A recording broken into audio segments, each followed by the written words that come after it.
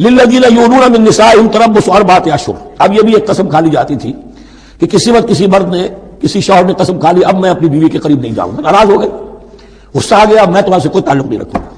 یہ ایلا کہلاتا تھا. حضور نے بھی ایلا فرمایا تھا اپنی ازواج مطہرات سے جب انہوں نے کچھ زیادہ نفقے کا مطالبہ کیا تھا کہ اب عام مسلمانوں کے ہاں بھی خوشحالی آ گئی ہے تو اب ہمارے اوپر یہ سختی کیوں ہے، ہمارا بھی جو نفقات ہیں، ہمارا جو خرچ ہے وظائف ہیں بڑھائے جائیں. اس پر حضور نے پھر ایلا کیا، اس کا ذکر ہے وہ بعد میں آئے گا. لیکن وہاں عام طور پر لوگ قسم کھا کے بیٹھ جاتے تھے. اب قسم کھا لی ہے، پچھتا بھی رہے، کیا کرے، قسم کھا چکے، اب بیوی کے پاس کیسے جائیں. اب وہ بیوی معلق ہے، نہ وہ شادی شدہوں میں ہے اور نہ وہ علیحدہ ہے، آزاد ہے. للذین یؤلون من نسائهم تربص اربعۃ اشہر، 4 مہینے کے لیے تو انتظار کیا جا سکتا ہے. فإن فاؤوا، اس دوران میں اگر وہ لوٹے، اپنی قسم کو ختم کرے اور رجوع کر لے، تعلق کے ذر و شوق قائم کرے، فإن اللہ غفور رحیم، تو اللہ تعالیٰ غفور رحیم ہے. وإن عزموا الطلاق، اور اگر وہ طلاق کا ارادہ کر چکے ہوں کہ واقعتاً اب ان سے سیپریشن ہی ہے، فإن اللہ سمیع علیم، تو اللہ تعالیٰ سننے والا جاننے والا ہے. یعنی یہ کہ 4 مہینے سے زیادہ معلق نہ رکھو کسی کو، یا ادھر یا ادھر، یا فیصلہ کرو اور اسے فارغ کرو، اور یا پھر یہ کہ اپنی وہ قسم ختم کرو اور اس کا جو بھی کفارہ ہے وہ ادا کرو. اسی پر غالباً قیاس کیا تھا، بلکہ ساتھ ہی سیرت میں آتا ہے کہ حضرت عمر نے حضرت حفصہ سے پوچھ بھی لیا تھا. حالانکہ دیکھیے کہ باپ اور بیٹی کا معاملہ ہو رہا ہے اور باپ بیٹی سے سوال کر رہا ہے، دین کے معاملے میں حیا اور شرم کی بات نہیں ہوتی. ان اللہ لا یستحی ان یضرب مثلا ما بعوضۃ فما فوقها. تو یہ کہ جو لوگ جہاد پر جاتے تھے کچھ سال بھر گھر واپس نہیں آ رہا، اب ایک طرف تو ان پر مشقت ہے، وہ بیویوں سے دور ہیں، اہل و عیال سے دور ہیں، ادھر عورتیں جو ہیں وہ بغیر شوہروں کے جو وقت گزار رہی ہیں. تو پوچھا کہ کتنا عرصہ تم سمجھتی ہو کہ ایک عورت اپنی عصمت اور عفت کو سنبھال کر اپنے شوہر کا انتظار کر سکتی. حضرت حفصہ نے کہا 4 ماہ. اب میں سمجھتا ہوں شاید انہوں نے اسی پر کہا ہو کہ یہ معلق رکھنے کا حکم بھی قرآن مجید میں جو ہے زیادہ سے زیادہ اس کی مہلت 4 مہینے ہے. والمطلقات یتربصن بانفسهن 3 قروء، اور جنہیں طلاق دے دی جائے ان پر لازم ہے کہ وہ اپنے جیوں کو روکے رکھیں 3 حیض تک. یہ عدت ہے، طلاق کے بعد 3 مہینے کی عدت ہے. اس عدت میں یا تو شوہر رجوع کر لے گا، اگر 1 یا 2 طلاقیں ہیں، تیسری طلاق ہو گئی تو رجوع کا حق نہیں ہے، وہ بعد میں بات آ جائے گی. اور اسی میں چاہے تو اس کے بعد جب مدت ختم ہو جائے گی تو پھر اب شوہر کا حق ختم ہو جائے گا، اب وہ آزاد ہوگی، لیکن اس مدت کے اندر وہ دوسری شادی نہیں کر سکتی. والمطلقات یتربصن بانفسهن 3 قروء ولا يحل لهن ان يكتمن ما خلق الله في ارحامهن، اور ان کے لیے یہ حلال نہیں ہے، جائز نہیں ہے کہ وہ چھپا لیں جو کچھ کہ اللہ نے پیدا کر دیا ہو ان کے ارحام میں. اگر حمل ٹھہر گیا ہے اور بیوی کو ڈر ہے کہ اب یہ شوہر تو طلاق دے دے گا، وہ اپنا حمل چھپا رہی ہے تاکہ پتہ ہی نہ چلے اس کو، کیونکہ وہ چاہے گی کہ بچہ میرے پاس رہے، بچہ بچی جو بھی ہو. ظاہر بات ہے کہ بچہ اور بچی جو ہے وہ ماں کے لیے تو جگر گوشہ ہے، اس کے جسم کا ٹکڑا ہے، اس کے جسم کا لوتھڑا ہے، تو وہ چھپانے کی ٹینڈنسی ہوتی ہے کہ وہ جھگڑا ہی نہ اٹھے. ولا يحل لهن ان يكتمن، ان کے لیے جائز نہیں ہے کہ وہ چھپائیں ما خلق اللہ فی ارحامهن، جو کچھ کے پیدا کر دیا ہے اللہ نے ان کے رحموں میں. ان كن يؤمن بالله واليوم الاخر، اگر وہ فی الواقع ایمان رکھنے والی ہے اللہ پر اور یوم آخر پر. وبعولتهن احق بردهن في ذلك ان ارادوا اصلاحا، اور یہ جو عدت کی مدت ہے اس میں ان کے شوہروں کو حق حاصل ہے، زیادہ حقدار ہیں کہ انہیں لوٹا لیں. اسے رجعت کہتے ہیں، رجوع کیا جا سکتا ہے عدت کے اندر لیکن تیسری طلاق کے بعد نہیں. پہلی طلاق، دوسری طلاق، اس کے بعد دونوں میں جو عدت ہوگی اس میں رجوع کر سکتا ہے شوہر، اس کا اختیار ہے. بیوی کو نہ کہنے کا اختیار نہیں ہے کہ اب تم طلاق دے چکے ہو، اب میں تمہاری بات ماننے کو تیار نہیں ہوں، اس کا اسے حق نہیں ہے. اسے پھر وہ مرد کا جو حق ہے وَبَعُولَتُهُنَّ أَحَقُّ بِرَدِّهِنَّ، وہ زیادہ حقدار ہے کہ انہیں لوٹا لے. فی ذالک، اس مدت کے اندر ان ارادوا اصلاحا، اگر وہ واقعتاً اصلاح ہی چاہتے ہیں. وَلَهُنَّ مِثْلُ الَّذِي عَلَيْهِنَّ بِالْمَعْرُوفِ، اور ان کے لیے حقوق ہیں جو کہ مناسبت سے ہیں ان کی ذمہ داریوں کے. وَلِلرِّجَالِ عَلَيْهِنَّ دَرَجَةٌ، اور مردوں کو ان پر ایک درجہ فوقیت کا، ایک درجہ فضیلت کا، ایک درجہ حقوق کا حاصل ہے. واللہ عزیز الحکیم، اور اللہ تعالیٰ سب کچھ جاننے والا، اللہ زبردست ہے اور حکمت والا ہے. یہ آیت اصل میں اس زمانے میں بہت مس انٹرپریٹ ہوئی ہے اور بعض مترجمین نے بھی ترجمہ غلط کیا ہے. یعنی اس کا یہ ترجمہ کرنا لہن مثل الذی علیہن، ان کے بھی حقوق مردوں پر ویسے ہی ہیں جیسے مردوں کے حقوق ہیں ان پر، تو یہ تو مساوات ہو گئی. اور مساوات جو اسلامی شریعت میں مرد اور عورت کے درمیان، شوہر اور بیوی کے درمیان نہیں ہے. مراد کیا ہے؟ لام اور اعلیٰ کا جو استعمال ہوتا ہے عربی میں، لام کسی کے حق کے لیے اور اعلیٰ کسی کی ذمہ داری کے لیے. لہن ان کے لیے حقوق ہیں، مثل الذی علیہن جیسے کہ ان پر ذمہ داریاں ہیں. اللہ تعالیٰ نے جیسے ذمہ داری مرد پر ڈالی ہے ویسے حقوق اس کو دیے ہیں. جیسی ذمہ داری عورت پر ڈالی ہے اس کی مناسبت سے کورسپونڈنگلی پروپورشنیٹ جو ہے اس کو بھی حق دے دیے ہیں، اور اس بات کو کھول دیا مساوات کہاں سے آئے گی جب کہہ دیا وَلِلرِّجَالِ عَلَيْهِنَّ درجہ، اور مردوں کو ان پر ایک درجہ حاصل ہے، فوقیت کا درجہ حاصل ہے۔ واللہ عزیز الحکیم، اب یہ تمہیں پسند ہو تب بھی اور ناپسند ہو تب بھی اللہ تعالیٰ عزیز ہے، حکیم ہے، وہ سب کچھ جاننے والا ہے، اور وہ زبردست ہے جو چاہے حکم دے، اور حکیم ہے، حکمت والا ہے، اس کا حکم حکمت پر مبنی ہے۔ الطلاق مرتان فإمساک بمعروف أو تسریح بإحسان، صدق اللہ العظیم۔ پچھلی نشست میں جو مضامین آئے تھے ان میں سے ایک کے بارے میں مجھے احساس ہوا کہ میں نے ایک بات شروع کی تھی لیکن نامکمل رہ گئی۔ آیت الاختلاف کے بارے میں نے عرض کیا تھا کہ وحدت ادیان کے فلسفے کا ایک جز صحیح ہے، یہ غلط ہے۔ صحیح جز کی وضاحت تو ہو گئی کہ یہ تمام جتنے بھی دنیا میں مذاہب ہیں اور دین ہیں یہ سب اسی دین حق سے نکلی ہوئی شاخیں ہیں۔ دین حق سے پگڈنڈیاں مڑی ہیں، صراط مستقیم سے پگڈنڈی مڑی ہے، کوئی بہت دور نکل گئی اور اس کا یوں سمجھیے کہ پہچانی ہوئی صورت بھی پہچانی نہیں جاتی، اتنی دور ہو گئی کہ اس کا اس دین حق کے ساتھ اب کوئی رشتہ نظر ہی نہیں آتا۔ کچھ اتنے دور نہیں ہوئے، قدرے قریب رہے، لیکن سب کی بنیاد ایک ہے۔ ظاہر بات ہے کہ حضرت آدم کی نسل سے بات شروع ہوئی ہے، حضرت آدم کی اولاد ایک ہی امت تھی، یہ تفرقے جو بھی ہوئے بعد میں ہوئے ہیں۔ تو وحدت ادیان اس اعتبار سے صحیح ہے کہ دنیا میں تمام ادیان، تمام نظام، تمام مذاہب جو ہیں وہ در حقیقت ایک ہی دین حق کی بگڑی ہوئی شکلیں ہیں، بدلی ہوئی شکلیں ہیں، لیکن اسی سے نکلی ہوئی شاخیں ہیں جنہوں نے شکلیں اپنی بدل لی ہیں۔ غلط حصہ یہ کہ اب جو یہ سب کچھ موجود ہے ان کو ایک کہنا یہ جہالت ہے۔ اب ان کو ظاہر بات ہے کہ ان کی شکلیں اتنی ہو چکی ہیں مختلف ایک دوسرے سے، اور اتنی ان میں تحریفات ہو چکی ہیں، اتنا تغیر و تبدل ہو چکا ہے کہ اب ان کو ایک کہنا موجودہ شکل میں یہ در حقیقت فتنہ ہے اور جہالت ہے۔ دوسری بات جو آخری مضمون آیا تھا 28ویں رکوع میں، دیکھیے اس کی ایک تمہید ہے، وہ سمجھ لیجئے۔ انسانی تمدن کا اہم ترین اور بنیادی ترین مسئلہ کیا ہے تمدن کا؟ ایک ہے انسانی زندگی کا مسئلہ۔ انسانی زندگی کا سب سے بڑا پہلا مسئلہ وہی ہے کہ جو حیوانی زندگی کا بھی ہے، اپنی مادی ضروریات، پیٹ کھانے کو مانگتا ہے، سب سے پہلے یہی ہے، اس میں کوئی شک نہیں۔ لیکن اس کے بعد جب دو انسان ملتے ہیں اور اس سے تمدن شروع ہوتا ہے، اس کا سب سے بڑا مسئلہ ہے انسان کی شہوت۔ اللہ نے دو جنسیں بنا دی ہیں، مرد ہیں عورت ہیں، اور ان دونوں کے درمیان تعلق سے نسل آگے چلتی ہے۔ اب اس معاملے کو کیسے ہارنس کیا جائے، کیسے منظم کیا جائے، یہ جذبہ بہت پوٹنٹ ہے۔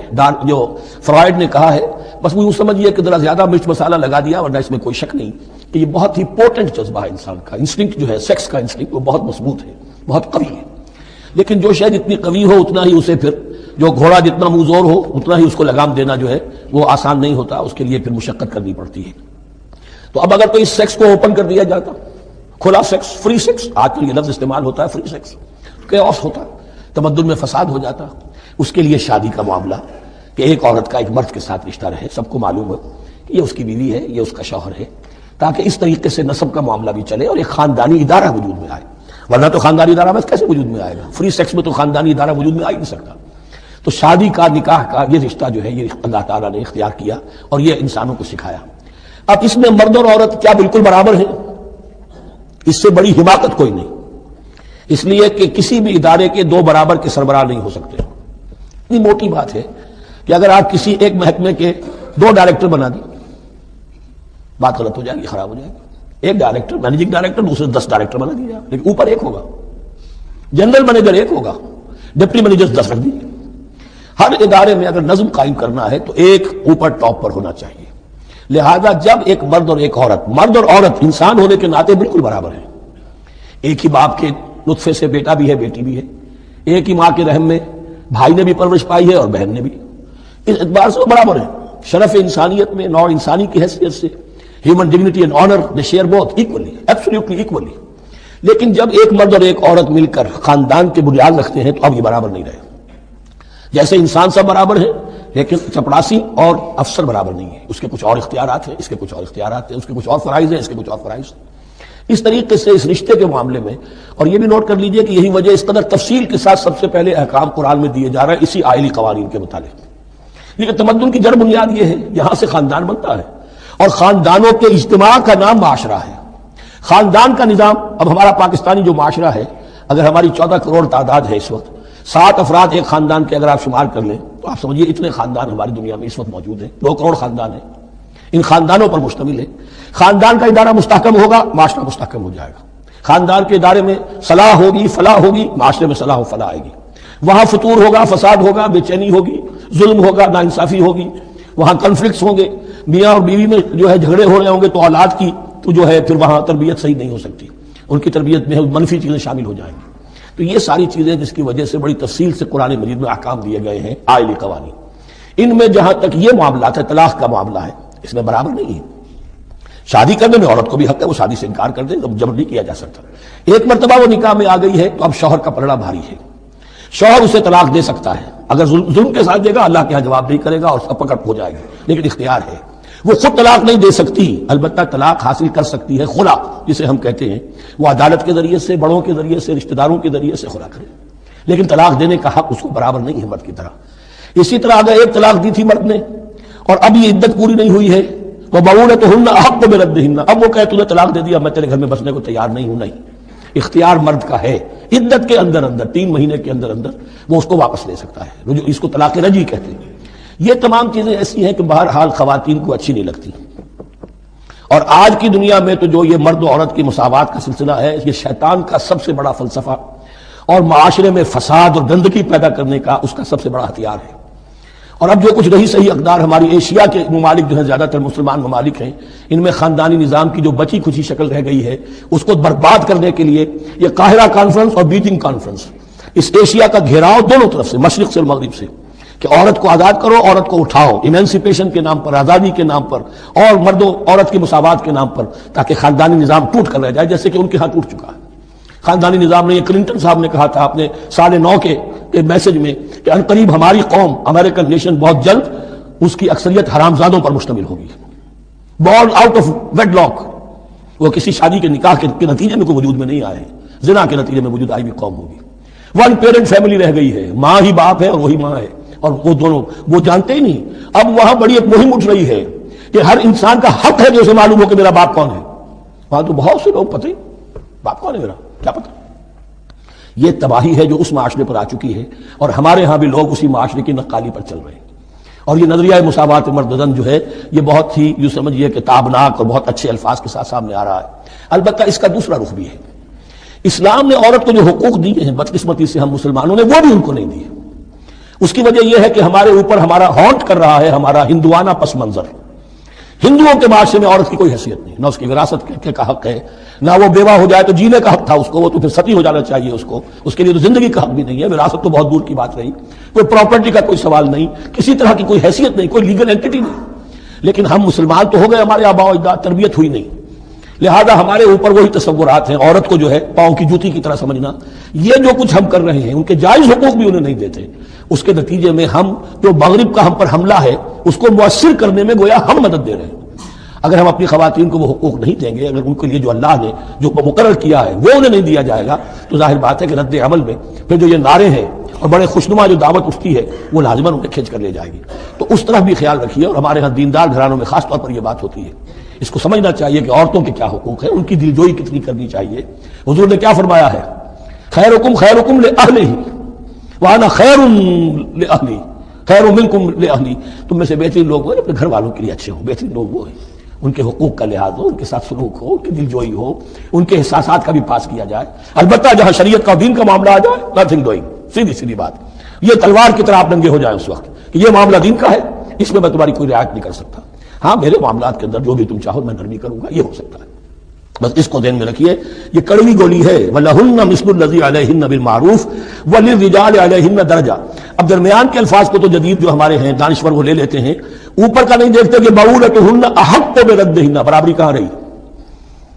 شادی کرتے ہوئے برابری ہے، عورت کہہ سکتی میں شادی نہیں کرتی، شادی نہیں ہوگی، فصل برابری ہے، دونوں کی رضامندی سے شادی ہوگی، یہ برابری ہے۔ لیکن جب ایک مرتبہ بیوی بن گئی اب برابر نہیں ہے۔ اب یہ فلسفہ جا کر پوری طرح بیان ہوگا سورہ نساء میں، اور الرجال قوامون علی النساء، یہ بات پھر وہاں آئے گی۔ اس کی تمہید ہے یہ کہ یہ کڑوی گولی ذرا خواتین کے حلق سے اترنی شروع ہو جائے۔ وَبَعُولَتُهُنَّ أَحَقُّ بِرَدِّهِنَّ، اور اسی طریقے سے وَلِلرِّجَالِ عَلَيْهِنَّ دَرَجَةٌ۔ البتہ اللہ نے جو ذمہ داریاں عورت کے حوالے کی ہیں، جس طرح کے اس کے فرائض ہیں ویسے ہی اس کے حقوق بھی ہیں، یہ ہے جو بات کہی جا رہی ہے، لَهُنَّ مِثْلُ الَّذِي عَلَيْهِنَّ بِالْمَعْرُوفِ۔ اور یہ دنیا کا وہ اصول ہے کہ responsibilities and privileges they go together۔ کہیں آپ کا اگر ذمہ داری زیادہ تو حقوق اور اختیارات بھی زیادہ ہوں گے، ذمہ داری بہت ڈال دی، حقوق و اختیارات اتنے ہیں نہیں، آپ ذمہ داری ادا نہیں کر سکتے. جہاں ذمہ داری کم ہوگی وہاں حقوق و اختیارات بھی کم ہوں گے. یہ دونوں چیزیں پروپورشنیٹ چلتی ہیں. اب چلیے آگے، مجھے اندیشہ ہے کہ میں نے خاصا وقت اس میں لگا دیا. الطلاق مرتان، طلاق 2 مرتبہ ہے، یعنی ایک شوہر کو 2 مرتبہ طلاق دے کر اور رجوع کر لینے کا حق ہے. ایک دفعہ طلاق دی اور عدت کے اندر رجوع کر لیا، ٹھیک ہے. پھر طلاق دی اور عدت کے اندر رجوع کر لیا، ٹھیک ہے. تیسری مرتبہ طلاق دی، اب رجوع نہیں کر سکتا. الطلاق مرتان، 2 مرتبہ ہو سکتا ہے. فإمساک بمعروف او تسریح بإحسان، اب اس کے بعد فیصلہ کرو، یا تو روکو اس کو اپنے گھر میں تو وہ بھی نیکی کے ساتھ، بھلائی کے ساتھ، تنگ کرنے کے لیے نہیں، پریشان کرنے کے لیے نہیں. اور تسریح بإحسان، یا رخصت کر دینا ہے ایک اچھے بھلے طریقے سے، بھلے مانسوں کی طرح خوبصورتی کے ساتھ. روکو تو بھلائی کے لیے، اور اگر رخصت کرنا ہے تو خوبصورت انداز میں. ولا يحل لكم ان تاخذوا مما آتيتموهن شيئا، اور تمہارے لیے ہرگز جائز نہیں ہے کہ جو کچھ تم نے انہیں دیا تھا اس میں سے کچھ بھی واپس لو.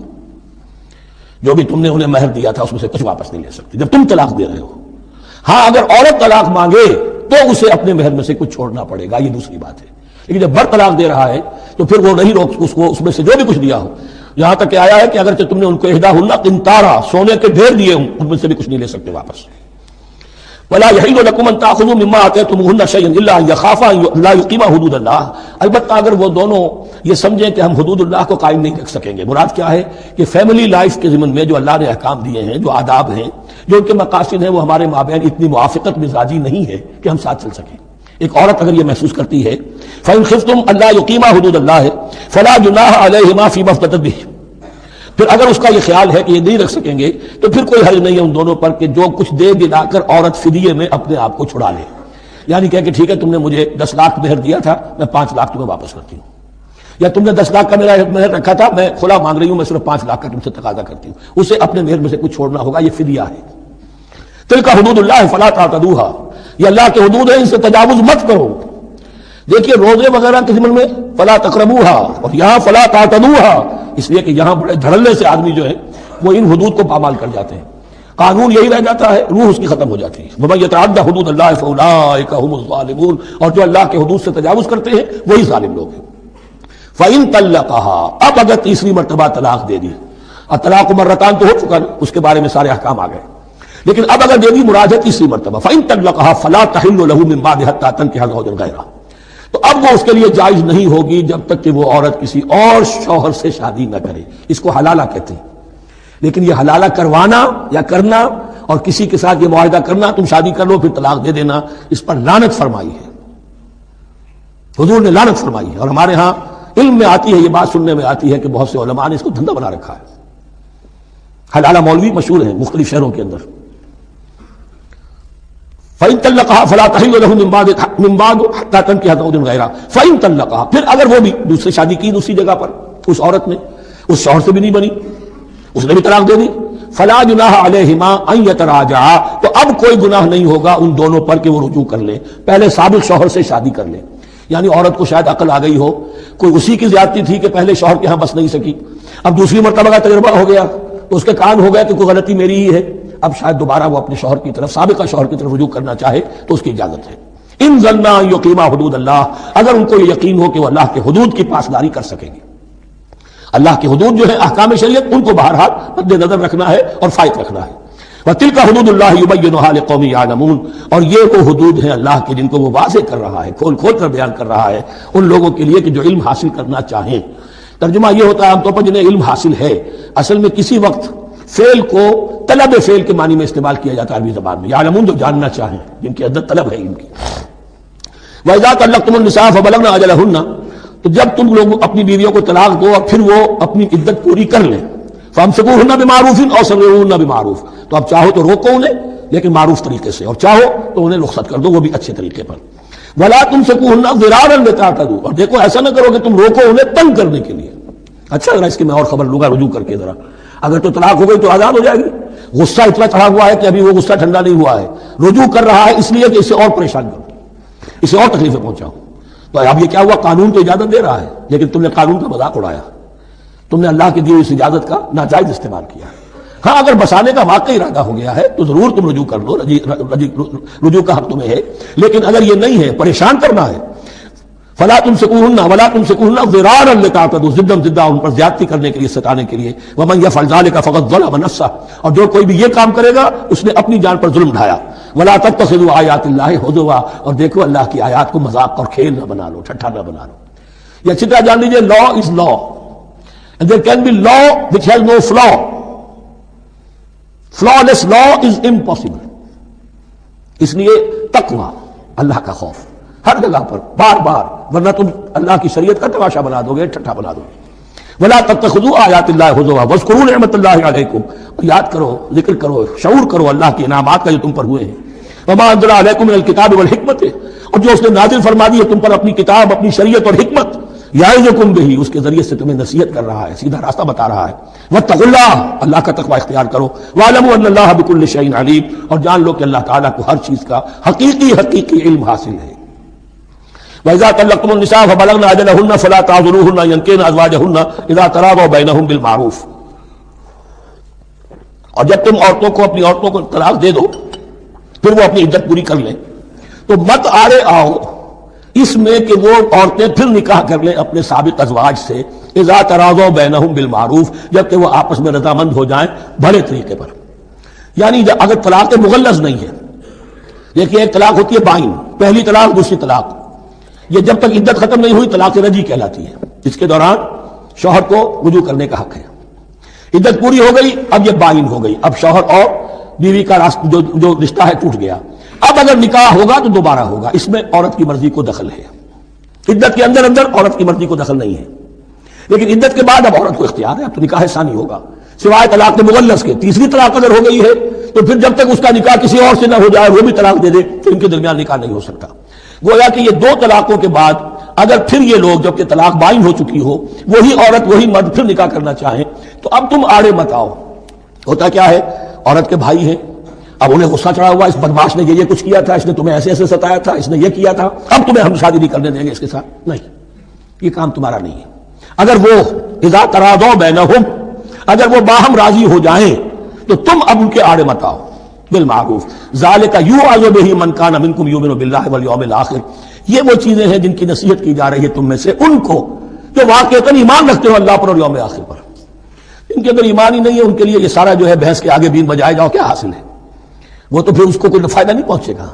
ذالک یوعظ بہ من کان منکم یؤمن باللہ والیوم الآخر ذالکم ازکی لکم واطہر، یہ طریقے جو ہیں تمہارے لیے زیادہ پاک ہیں، زیادہ عمدہ ہیں. واللہ یعلم وانتم لا تعلمون، اللہ جانتا ہے تم نہیں جانتے. اپنی عقل کو مقدم نہ رکھو، یہ اللہ کا علم ہے. اسی نے عورت کو بنایا، اسی نے مرد کو بنایا، اسے مرد بھی عزیز ہے عورت بھی عزیز ہے. الخلق عیال اللہ، حضور نے فرمایا تمام مخلوق اللہ کے کنبے کے مانند ہے. اللہ کو تو اپنا ہر انسان مرد ہو یا عورت ہو محبوب ہے، پسندیدہ ہے، اس کی تخلیق ہے، اس کا شاہکار ہے. لیکن یہ کہ وہ جانتا ہے کہ عورت کے کیا حقوق ہونے چاہیے، مرد کے کیا ہونے چاہیے. لہذا واللہ یعلم وانتم لا تعلمون. والوالدات یرضعن اولادہن حولین کاملین، اور والداؤں کے لیے، ماؤں کے لیے ضروری ہے کہ وہ اپنی اولاد کو 2 سال دودھ پلائیں پورا. اور یہ خاص طور پر یہاں تذکرہ ہو رہا ہے جب طلاق کا مسئلہ ہو. اب طلاق ہو گئی، شوہر تو علیحدہ ہو گیا، شوہر کہتا ہے بھائی میرا بچہ تو میرا ہے، قانوناً تو اولاد شوہر کی ہوتی ہے، لیکن تم اسے دودھ پلاؤ. تو 2 سال تک وہ عورت انکار نہیں کر سکتی، دودھ پلائے گی. لمن اراد ان یتم الرضاعہ، جو شخص چاہے کہ یہ رضاعت پوری کروائے اپنی سابقہ مطلقہ بیوی سے. وعلی المولود لہ رزقہن وکسوتہن بالمعروف، لیکن اس عرصے کے لیے جس کی وہ اولاد ہے یعنی شوہر جو سابق ہے، اس کے ذمے ہے اس کا رزق اور اس کا لباس، جسے ہم نان نفقہ کہتے ہیں.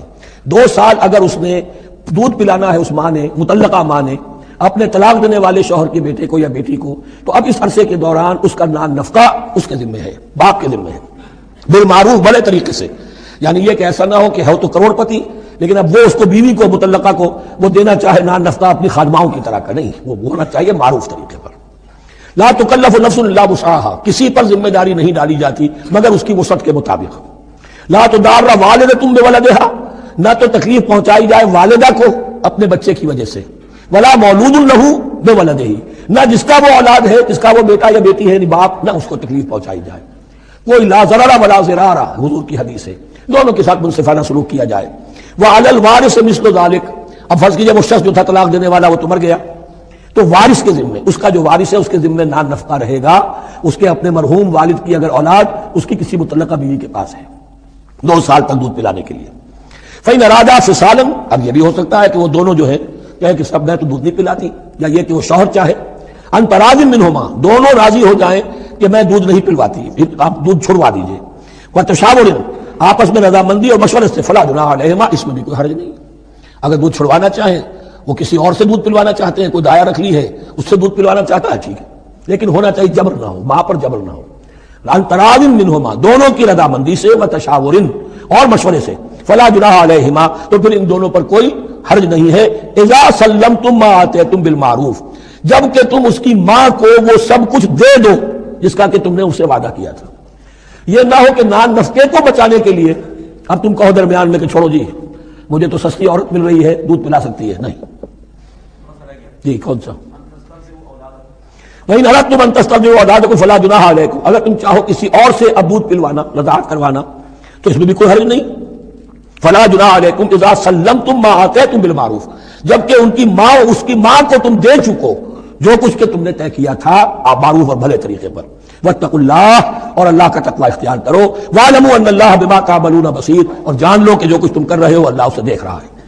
والذین یتوفون منکم ویذرون ازواجا، اور وہ کہ جو تم میں سے وفات پا جائیں اور وہ چھوڑ جائیں بیویاں، یتربصن بانفسہن، اب یہ عدت جو تھی، ایک تھی طلاق کی عدت، وہ 3 ماہواریاں آ جانا، 3 مہینے اندازاً، اور ایک ہے جو فوت ہو گیا، اور بیوہ کی عدت کیا ہے. والذین یتوفون، جو تم میں سے وفات دے دیے جائیں، منکم تم میں سے، ویذرون ازواجا، پیچھے بیویاں چھوڑ گئے ہوں، یتربصن بانفسہن 4 اشہر وعشرا، وہ روکے رکھیں اپنے نفسوں کو 4 مہینے اور 10 دن.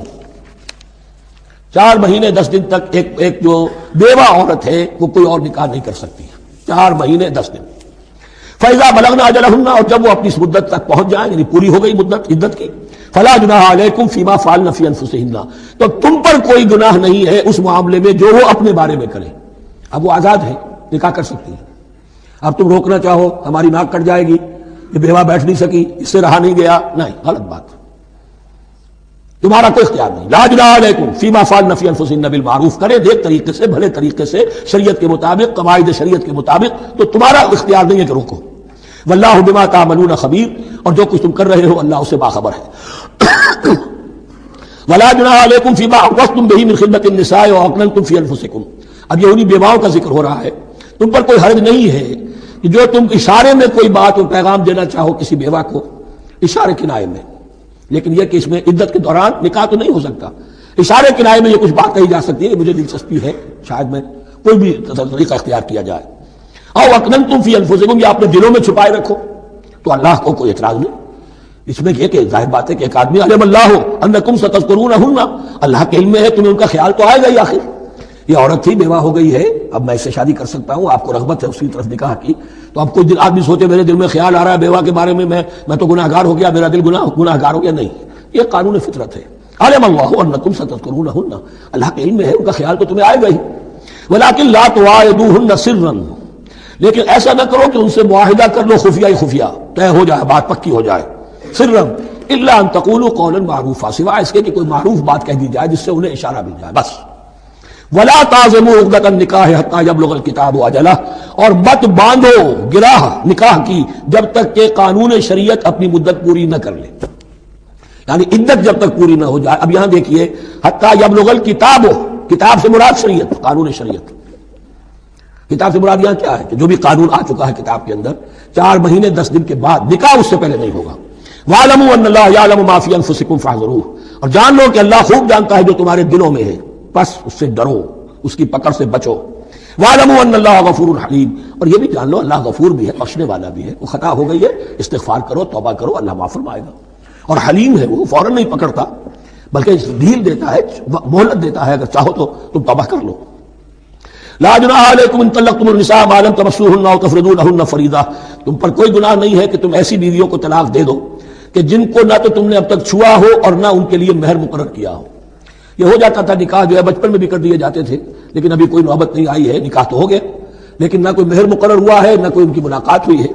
تو اگر ایسا کرو گے تو تم طلاق دے سکتے ہو. وَمَتِّعُوهُنَّ، لیکن شرافت کا تقاضا یہ ہے کہ جو لڑکی تم سے منسوب رہی ہے، اب اگر وہ رشتہ توڑ رہے ہو تو اسے کچھ دے دلا کر، اسے کچھ نہ کچھ متاع، کچھ سامان دنیاوی دے کر. مَتِّعُوهُنَّ عَلَى الْمُوسِعِ قَدَرُهُ وَعَلَى الْمُقْتِرِ قَدَرُهُ، جو وسعت والا ہے، جس کو کشائش حاصل ہے، غنی ہے، وہ اپنی حیثیت کے مطابق، اور جو تنگدست ہے وہ اپنی حیثیت کے مطابق. متاع بالمعروف، اور یہ ساز و سامان دینا جو ہے یہ بھی بڑے انداز میں ہو، ایسا نہ ہو جو خیرات دی جا رہی ہو. حقاً علی المحسنین، یہ حق ہے محسنین پر. یہ سمجھے کہ ہم پر اللہ تعالیٰ کی طرف سے عائد کردہ یہ ذمہ داری ہے. وَإِن طَلَّقْتُمُوهُنَّ مِن قَبْلِ أَن تَمَسُّوهُنَّ وَقَدْ فَرَضْتُمْ لَهُنَّ فَرِيضَةً، اور اگر دوسری شکل یہ ہے کہ تم نے طلاق دی ایسی بیوی کو کہ جس کو تم نے چھوا تو نہیں ہے لیکن مہر مقرر ہو چکا تھا، فَنِصْفُ مَا فَرَضْتُمْ، تو اب آدھا مہر جو ہے جو تم نے فرض کیا تھا، جو طے کیا تھا، اس کا آدھا تو تمہیں دینا ہی دینا ہے. الا یعفون، الا یہ کہ وہ معاف کر دیں، ہمیں آدھا بھی نہیں چاہیے، یا چلیے ہمیں چوتھائی دے دیجیے. اور یعفو الذی بیدہ عقدۃ النکاح، یا وہ اس کے اندر جو ہے سخاوت سے کام لے کہ جس کے ہاتھ میں نکاح کی گرا ہے. گرا تو مرد کے ہاتھ میں، وہ کھول سکتا ہے، عورت طلاق دے نہیں سکتی. لہذا کیوں نہ ایسا کرو کہ تم پورا ہی مہر دے دو. فرمایا وان تعفو، اگر تم درگزر کرو اور زیادہ دو، اقرب للتقوی، یہ تقوی سے قریب تر ہے. ولا تنسبوا الفضل بینکم، اپنے مابین احسان کرنا مت بھولو، اور اپنے مابین جو فضیلت اللہ نے تمہیں دی ہے عورتوں پر اس کو مت بھولو. تمہارا پھر ایٹیٹیوڈ بھی ایسا ہونا چاہیے کہ تم اپنے بڑے ہونے کے حساب سے ان کے ساتھ نرمی کرو، ان کو زیادہ دو، ان کو جتنا بھی مہر مقرر کیا تھا اس سے بھی زیادہ دے دلا کے رخصت کرو. قانون میں تو صرف مہر ہوگا، البتہ قانون یہی ہے کہ اگر انہیں چھوا نہیں ہے، مقاربت نہیں ہوئی ہے، لیکن یہ کہ مہر مقرر ہو چکا تھا تو آدھا مہر تو لازماً دینا ہے. آدھا بھی یہ چھوڑ سکتی ہے عورت، لیکن تمہارے لیے بہتر ہے کہ تم پورا دو یا اور زیادہ دو. ان اللہ بما تعملون بصیر، یقیناً جو کچھ تم کر رہے ہو اللہ دیکھ رہا ہے. حافظوا علی الصلوات والصلاۃ الوسطی، محافظت کرو پوری طرح، چوکس ہو کر، چوکنے ہو کر تمام نمازوں کی، اور خاص طور پر صلاۃ وسطیٰ کی. یعنی بار بار جو آ رہا ہے جان لو اللہ جانتا ہے، جان لو اللہ دیکھ رہا ہے، جو کچھ تم کر رہے ہو اللہ کی نگاہ میں ہے، جو کچھ تم کر رہے ہو اللہ باخبر ہے. یہ سارا کچھ جو ہے یہ اللہ کی یاد ذہن میں برقرار رکھنے کے لیے تمہیں نماز دی گئی ہے. 5 وقتہ تم حاضر ہو، دنیا کے کاروبار سے نکلو اور آ کر پھر عہد اللہ سے اپنا جو ہے، یہ جو حفیظ کا ایک شعر ہے، آؤ سجدے میں گرے لوح جبین تازہ کریں، سرکشی نے کر دیے دھندلے نقوش بندگی. آؤ سجدے میں گرے لوح جبین تازہ کریں. یہاں پر جو ہمارا بندگی کا نقش تھا سرکشی کی وجہ سے وہ دھندلے ہو گئے ہیں. سرکشی نے کر دیے دھندلے نقوش بندگی، آؤ سجدے میں گرے لوح جبین تازہ کریں، کہ پھر اس پر اللہ تعالیٰ کے ساتھ جو عہد کیا ہے ایاک نعبد و ایاک نستعین اسے پھر تازہ کریں. حافظوا علی الصلوات والصلاۃ الوسطی، صلاۃ وسطیٰ کے بارے میں بہت سے اقوال ہیں، لیکن عام طور پر اس سے مراد عصر کی نماز دی گئی ہے. دن میں 2 نمازیں اس سے پہلے ہیں، فجر ہے، ظہر ہے، 2 پھر بعد میں ہے، مغرب ہے، عشاء ہے. وقوموا للہ قانتین، اور کھڑے ہوا کرو اللہ کے سامنے پورے ادب کے ساتھ. یعنی ایک تو رکوع ہے جس میں جھکنا ہے، سجدہ ہے جھکنے کی انتہا ہے، قیام بھی قنوت کے ساتھ ہو. معلوم ہو کہ ایک بندہ اپنے آقا کے سامنے کھڑا ہے، اس کے کھڑے ہونے کے انداز میں بھی معلوم ہو کہ تواضع ہے، عجز ہے. فَإِنْ خِفْتُمْ فَرِجَالًا أَوْ رُكْبَانًا، اور اگر تم خوف کی حالت میں ہو تو چاہے پیادہ چلتے ہوئے، سفر کرتے ہوئے، دشمن پیچھا کر رہا ہے، آپ کہیں جا رہے ہیں، تو چاہے آپ رکیں گے نماز پڑھیں گے تو وہ تعاقب میں قریب آ جائے گا، تو رجالن چلتے ہوئے، یا کہیں جلدی جانا ہے اور وہاں پر ابھی فوری طور پر حملہ کرنا ہے تو اس میں یہ ہے کہ جنگ کی حالت میں یہ رعایتیں ہیں. چلتے ہوئے اور رکبانہ یا سوار ہونے کی حالت میں بھی نماز پڑھی جا سکتی ہے. فَإِذَا أَمِنْتُمْ، لیکن پھر جب امن میں ہو جاؤ، فَاذْكُرُوا اللَّهَ كَمَا عَلَّمَكُمْ، پھر اللہ کو یاد کرو جیسے کہ تمہیں اس نے سکھایا ہے. کس نے سکھایا ہے؟ محمد الرسول اللہ نے. صلوا كما رأيتموني أصلي، نماز پڑھو جیسے کہ تم مجھے دیکھتے ہو میں نماز پڑھتا ہوں. وہ ہے اللہ کا سکھایا ہوا. اس لیے کہ یہ بھی ثابت ہے روایات سے کہ حضرت جبرائیل نے آ کر حضور کو نماز پڑھائی ہے، 2 دن پڑھائی ہے. ایک دن 5 نمازیں اول وقت میں پڑھائیں، دوسرے دن 5 نمازیں آخری وقت میں پڑھائیں، اور بتا دیا کہ ان نمازوں کا وقت ان اوقات کے دوران ہے. تو معلم جو ہے حضور کے نماز کے معاملے میں حضرت جبرائیل ہے، اور اب حضور جو ہے پوری امت کے لیے معلم ہے. فَإِذَا أَمِنْتُمْ فَاذْكُرُوا اللَّهَ كَمَا عَلَّمَكُم مَّا لَمْ تَكُونُوا تَعْلَمُونَ، جو کچھ تم نہیں جانتے تھے اللہ نے تمہیں سکھایا ہے. وَالَّذِينَ يَتَوَفَّوْنَ مِنكُمْ وَيَذَرُونَ أَزْوَاجًا، اور پھر دوبارہ لوٹ کر معاملہ آ رہا ہے بیواؤں کا، اور جو لوگ تم میں سے وفات دے دیے جائیں اور وہ چھوڑ جائیں پیچھے بیویاں، وصیۃ لازواجہم متاعا الی الحول غیر اخراج، تو ان کی بیویوں کے لیے وصیت لازماً، اپنی بیویوں کے لیے وصیت لازماً کریں 1 سال تک کے لیے نان نفقے کی، اور بغیر اس کے کہ انہیں گھروں سے نکالا جائے. اب یوں سمجھیے اس کو، ایک شخص فوت ہوا ہے، 4 بیویاں ہیں، ایک کے ہاں اولاد تھی، بیٹا تو اسی کا ہے، باقی 3 تو اس کی جو ہیں سوتیلی مائیں ہیں۔ ایک ماں کو تو وہ اپنی ماں سمجھ کر اس کی خدمت کرے گا، باقی 3 کو لائبلٹی سمجھے گا۔ تو فرمایا ایسا نہ ہو کہ فوراً نکال دو کہ جاؤ اپنا راستہ لو، جس سے تمہاری شادی تھی وہ گیا۔ 1 سال کے لیے انہیں گھر سے نہ نکالا جائے اور ان کا نان نفقہ دیا جائے۔ لیکن یہ بھی اصل میں تھا وصیت کا، جب یہ جو قانون آئے گا وراثت کا تو اس سے پہلے کے لیے ہے۔ جیسے کہ والدین کے لیے کہا گیا تھا وصیت کرو، ایسے بیویوں کے لیے بھی کرو۔ جب ان کا حق آ گیا، اس لیے کہ شوہر مر گیا ہے تو بیوی کا حق ہے اس کی وراثت میں، بیوی مر گئی ہے شوہر کا حق ہے اس کی وراثت میں، تو وہ تو وراثت کے اندر حق معین ہو گیا، تو اب یہ وصیت کی ضرورت نہیں۔ اور اسی طرح 1 سال کا نفقہ نہیں ہے، اب نفقہ جو ہے وہ صرف عدت کے دوران کا ہے، جو ہم اس سے پہلے پڑھ چکے ہیں۔ فَإِنْ خَرَجْنَا فَلَا جُنَاحَ عَلَيْكُمْ فِي مَا فَعَلْنَ فِي أَنفُسِهِنَّ، لیکن اگر وہ خود نکل جائیں، ظاہر بات ہے کہ عدت ہوتی 4 مہینے 10 دن، اب تم سال بھر روکو گے تو نہیں ان کو، اگر وہ شادی کر کے کہیں اور جا کے بسنا چاہے تو تم پر کوئی الزام نہیں آئے گا، جو کچھ وہ کرتی ہیں اپنی جانوں کے بارے میں معروف ہو، بھلے طریقے پر، معروف طریقے پر۔ واللہ عزیز الحکیم، اور یقیناً اللہ تعالیٰ زبردست ہے، حکمت والا۔